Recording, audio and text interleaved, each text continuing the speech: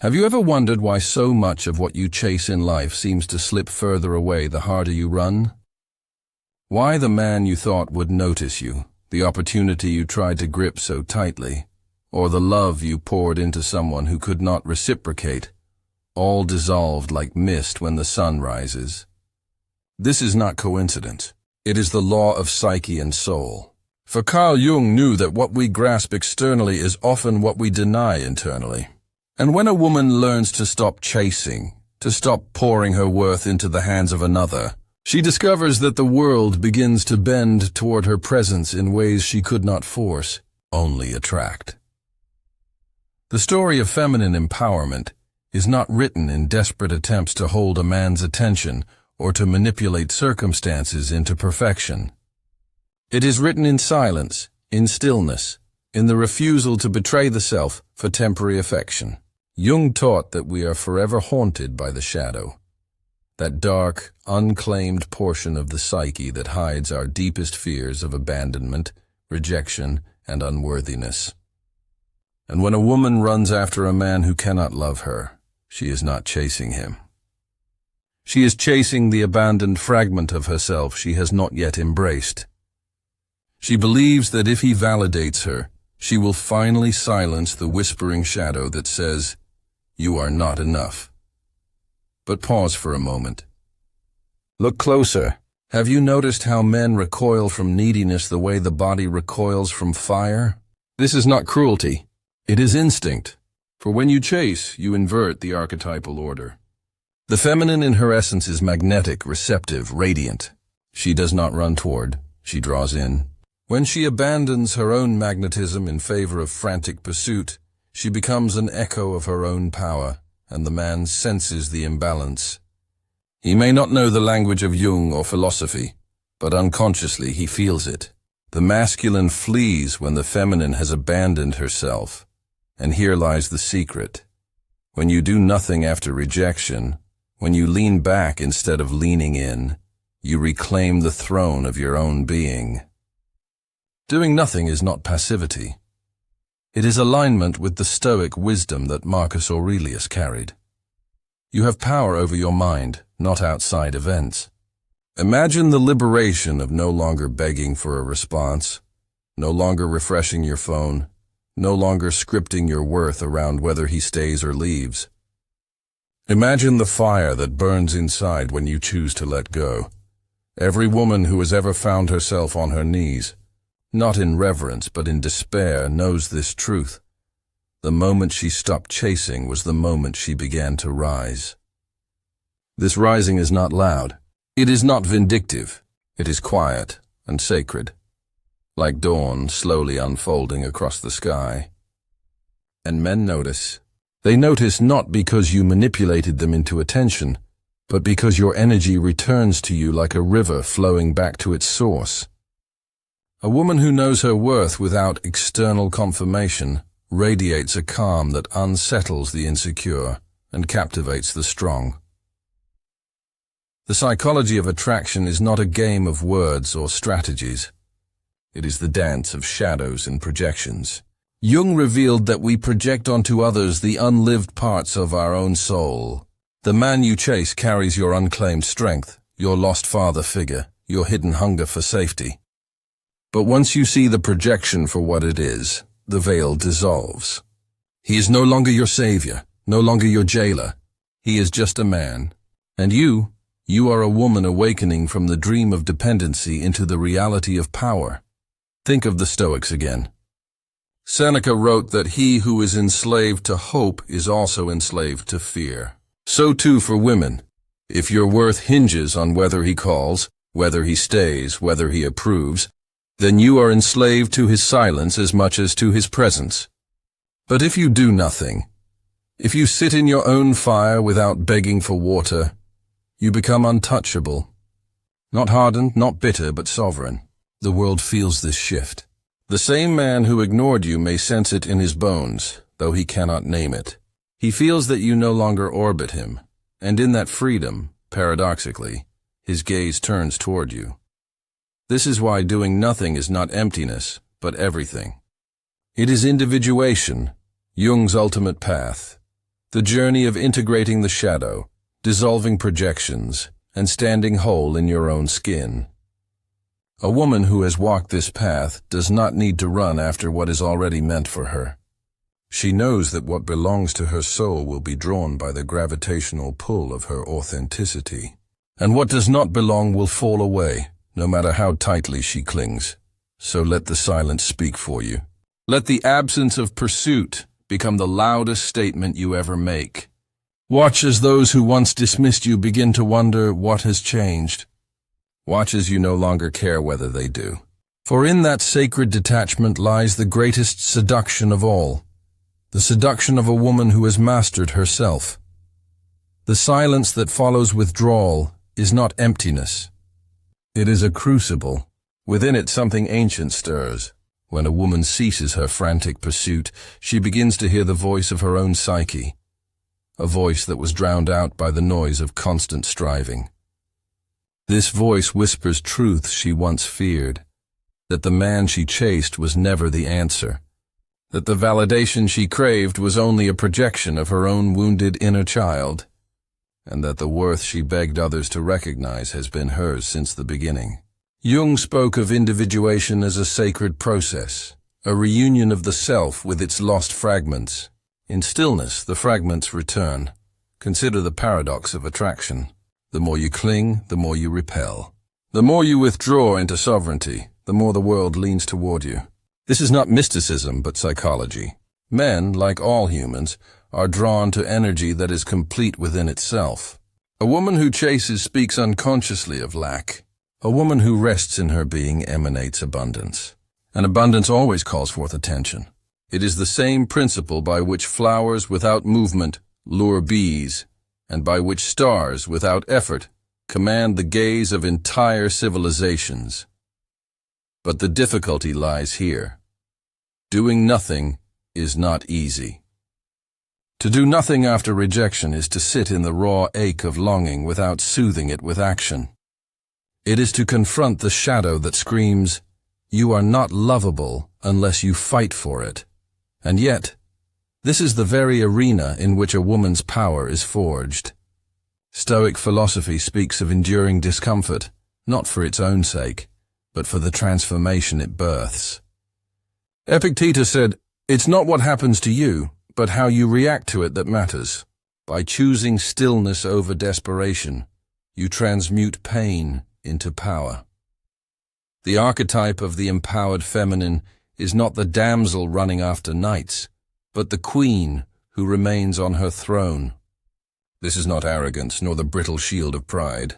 It is the calm of one who knows that love cannot be forced, and respect cannot be begged. Imagine yourself as this queen. She does not storm into the chambers of those who have dismissed her. She does not write desperate letters to convince them of her value. She sits, adorned not in jewels, but in self-respect, and those worthy of her presence approach without command. Men in their deepest psyche feel this. Jung would say it is the anima and animus, the feminine within the male and the masculine within the female, seeking balance. A man feels destabilized when the woman's energy is chaotic, because unconsciously it reflects his own unclaimed chaos. But when a woman stands in sovereign stillness, she awakens the dormant order in him. He may not consciously understand it, but he senses that in her presence lies the possibility of wholeness. That is why the man returns not to her body, but to the mirror of his own soul that she reflects. Yet here lies another truth. Once you master the art of doing nothing, you may find you no longer even desire his return. For the true transformation is not about getting him back. It is about getting yourself back. The woman who no longer chases begins to see with clear eyes. She notices the cracks in the pedestal she once placed him on. She realizes that what she mistook for love was sometimes only projection, her own unhealed father wound, her own need for safety dressed in masculine form. And when the veil lifts, she no longer begs. She chooses. There is fire in such clarity. Some men, confronted with it, will shrink away, unable to stand in the heat of a woman who needs nothing from them. Others will rise to meet it, drawn not by desperation, but by challenge. The challenge of a woman who cannot be conquered by cheap words or half-hearted effort. This too is archetypal. The hero does not seek the damsel who clings, but the woman whose worth requires him to grow. And you, if you dare sit in your silence long enough, will feel the shift within yourself. The nervous grasping fades. The constant need for reassurance dissolves. You walk differently. You look at your reflection differently. No longer do you see a woman waiting for someone else to define her story. You see a woman who has stepped into authorship, who has embraced her shadow, who has turned loneliness into solitude and solitude into strength. This is the secret Jung left us, that what we chase outside is only what we have abandoned inside. To stop chasing is to call the abandoned self home. And when she returns, glowing with all the power and tenderness you once scattered across the world, everything outside begins to fall into place. Not because you forced it, but because you remembered what was yours all along. There comes a moment, quiet yet thunderous, when the woman who once begged for scraps of affection realizes that the hunger itself was an illusion. She sees that the very act of chasing was a mirror of her unhealed wounds, a ritual sacrifice of her dignity to the altar of another's approval. And in that realization something dies. The old self, desperate and clinging, begins to fall away. Jung would call this the confrontation with the shadow, the death of the false persona that sought validation at any cost. It is painful, yes, for death always is. But from this funeral rises the beginning of rebirth. Most resist this death. They cling to the idea that if they just try harder, explain longer, bend further, they will finally earn the love they crave. Yet every concession, every chase, every tearful plea is another layer of betrayal against the self. And betrayal of the self always exacts a cost. The cost is self-respect, the most precious currency a woman possesses. Without it, no relationship, no matter how intoxicating, will ever bring peace. With it, even solitude becomes a throne. The Stoics knew this. They taught that suffering is born not from what is taken from us, but from our frantic refusal to accept it. When a man leaves, when affection fades, when silence answers your vulnerability, your mind tells you that something vital has been stolen. But look deeper. Nothing was stolen that was truly yours. The self you abandoned in the chase still waits for you. What is lost is only the illusion that another person was your completion. Epictetus warned against fastening your heart to what you cannot control, for doing so is to give away your freedom. And what is freedom if not the essence of feminine radiance? The archetype of the empowered woman is not a storm of desperation, but the calm of the mountain. She does not run to keep someone from leaving.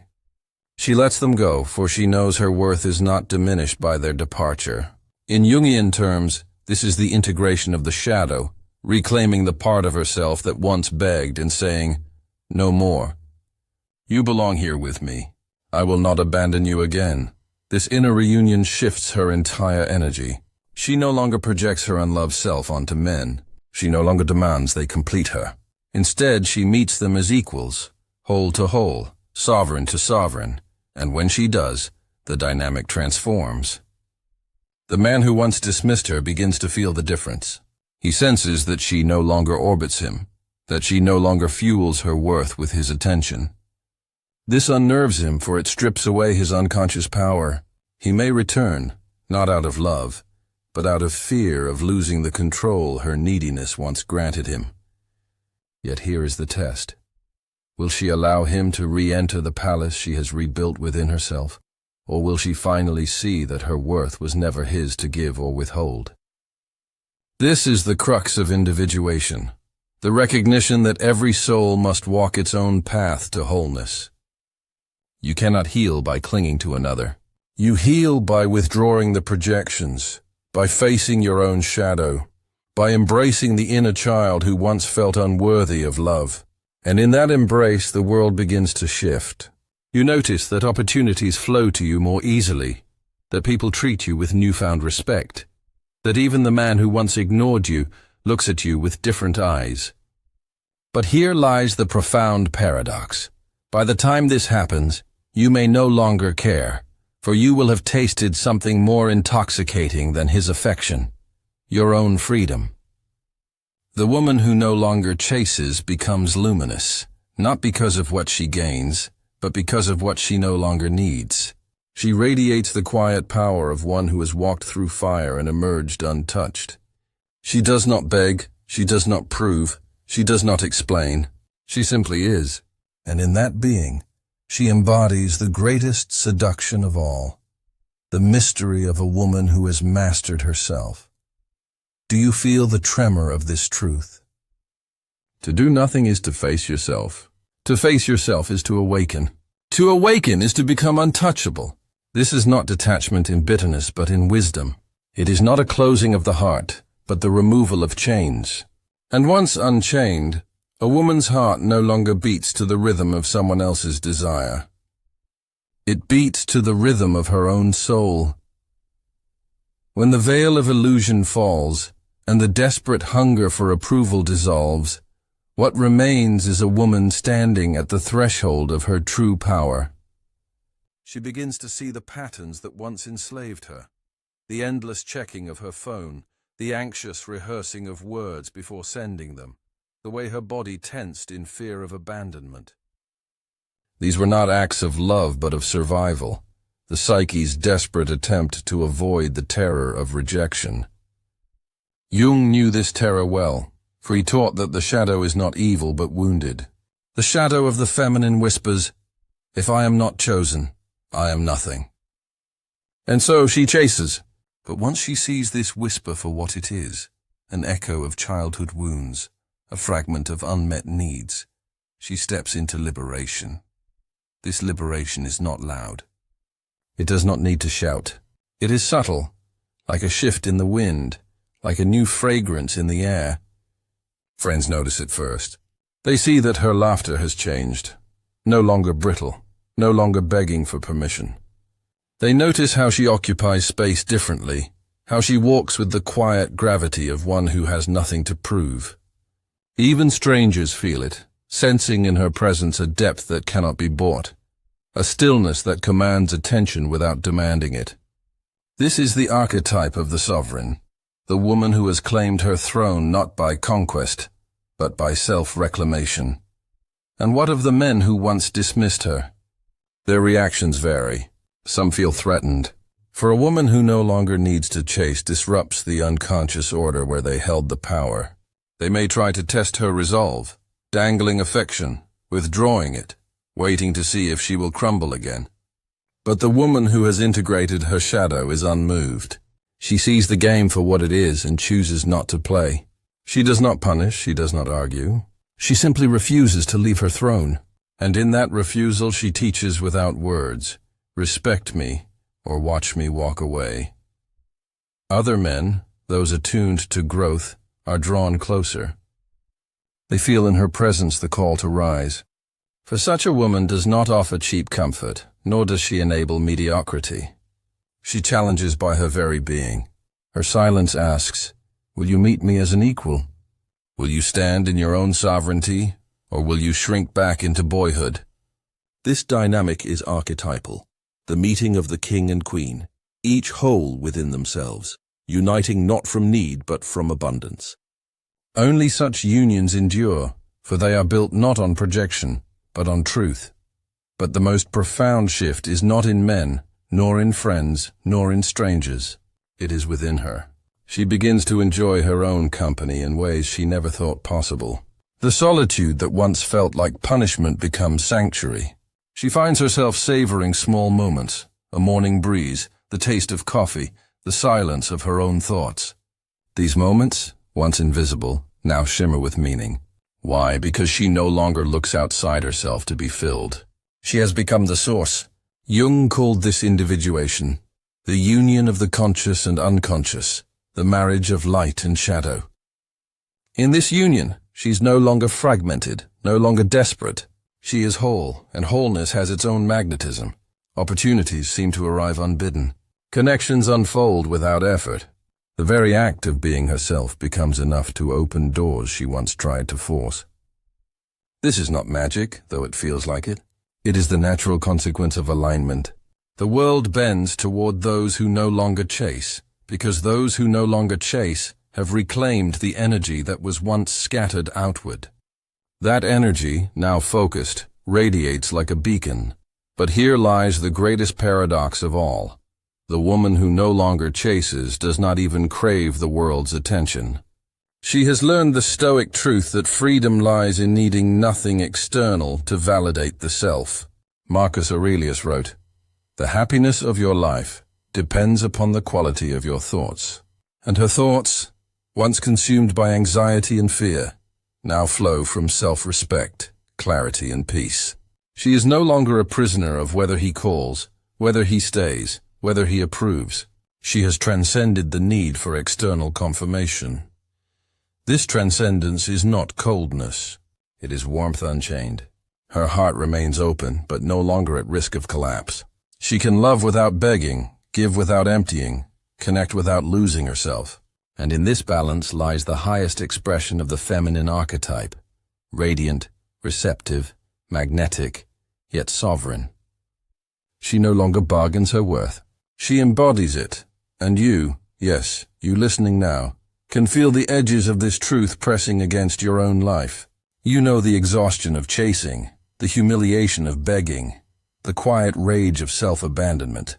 You have lived in those chains, but the door has always been unlocked. The key has always been in your hand. It is not found in another's validation, but in your refusal to leave yourself behind ever again. Freedom does not arrive with trumpets or fireworks.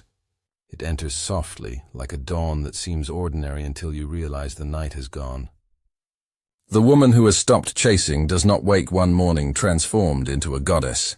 The shift is gradual, invisible at first, like the roots of a tree deepening quietly in the dark. But one day she notices that she no longer waits for the vibration of her phone to validate her existence.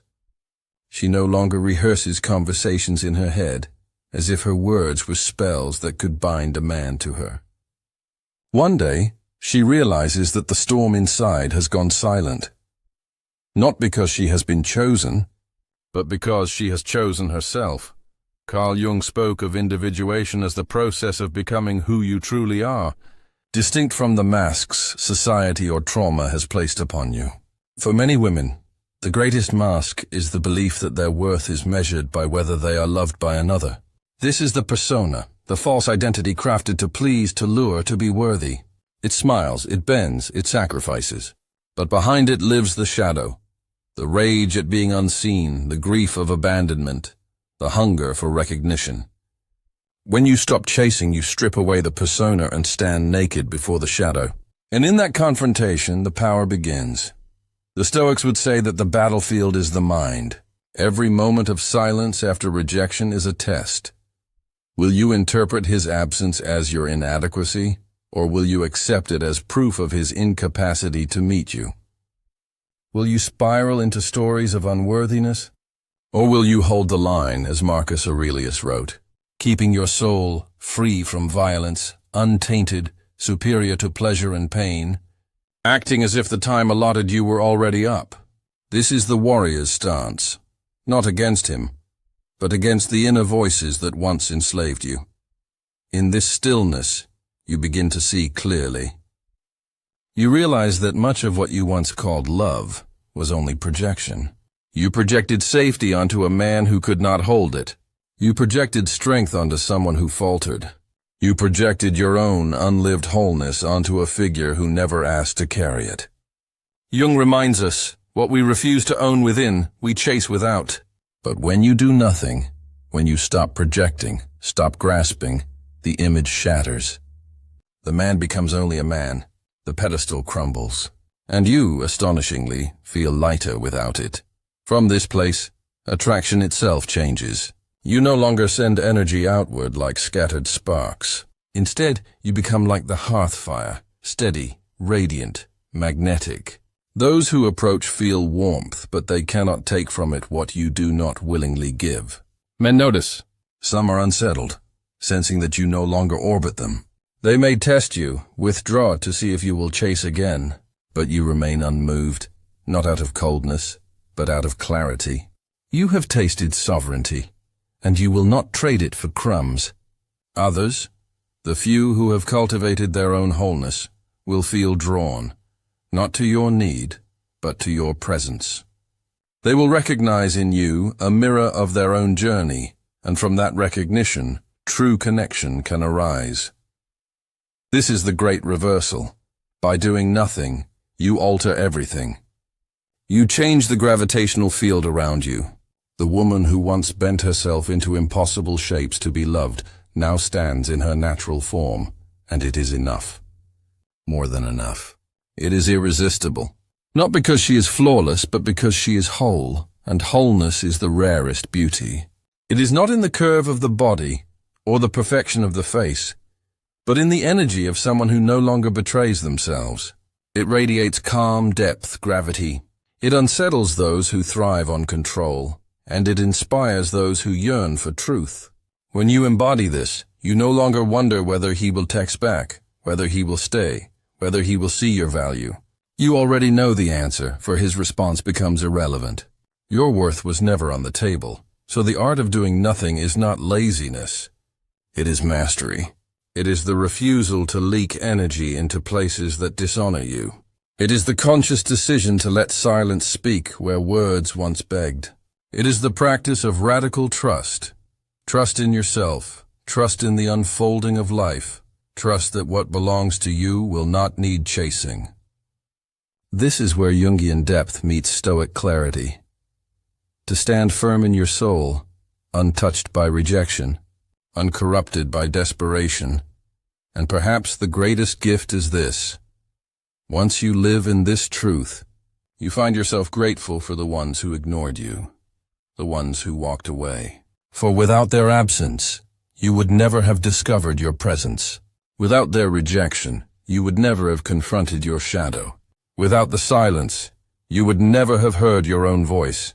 And now she arrives at the place where many never dare to tread, the summit of self-possession. The climb was brutal, filled with echoes of old wounds and nights where silence felt like suffocation. Yet the woman who has stopped chasing stands at the peak, no longer breathless from longing, but steady in her strength. What she has discovered is not merely detachment from a man's validation, but liberation from the ancient chains that tied the feminine psyche to dependence. Jung called it individuation, the becoming of the whole self, and here she is whole. The transformation is almost imperceptible from the outside, yet it shifts everything around her.